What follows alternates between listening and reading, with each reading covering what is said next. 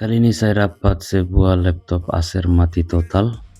Menurut pemiliknya, laptop ini sudah dibawa di salah satu tempat servis di SBD, tetapi tidak jadi.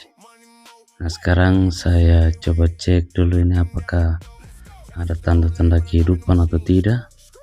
Coba tekan tombol power, tidak ada tanda-tanda kehidupan sama sekali. Dan sekarang kita langsung bongkar saja supaya kita cek kerusakannya ini ada di mana.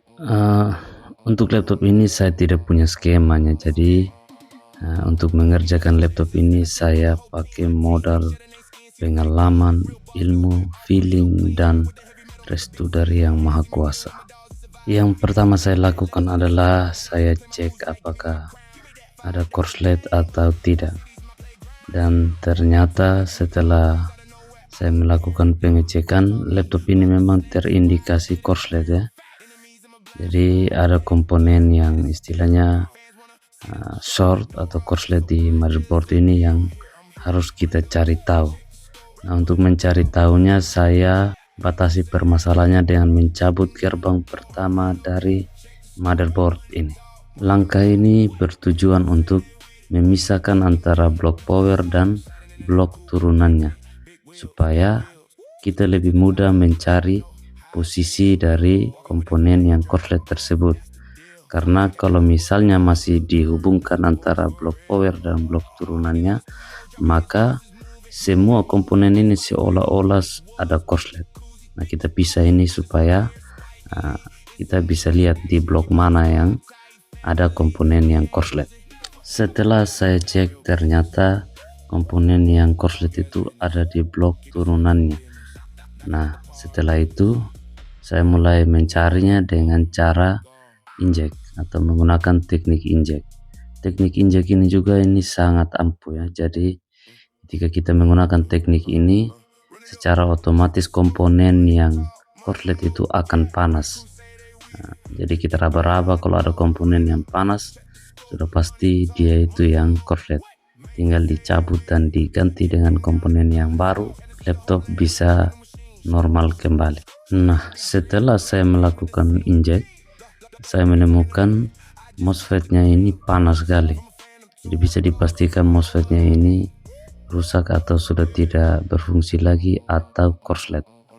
Nah, saya cabut, dan setelah saya cabut masih ada lagi yang korslet, yaitu salah satu kapasitor di dekat MOSFET tersebut. Nah, saya cabut lagi, dan setelah itu saya melakukan pengecekan. Nah, korsletnya sudah hilang. Dan sekarang saya akan tunjukkan ke kalian semua komponen yang korslet itu. Nah, ini yang dua ini. Yang hitam itu MOSFET, sedangkan yang kecil satu itu namanya kapasitor. Dan ini yang saya cabut di motherboardnya dia.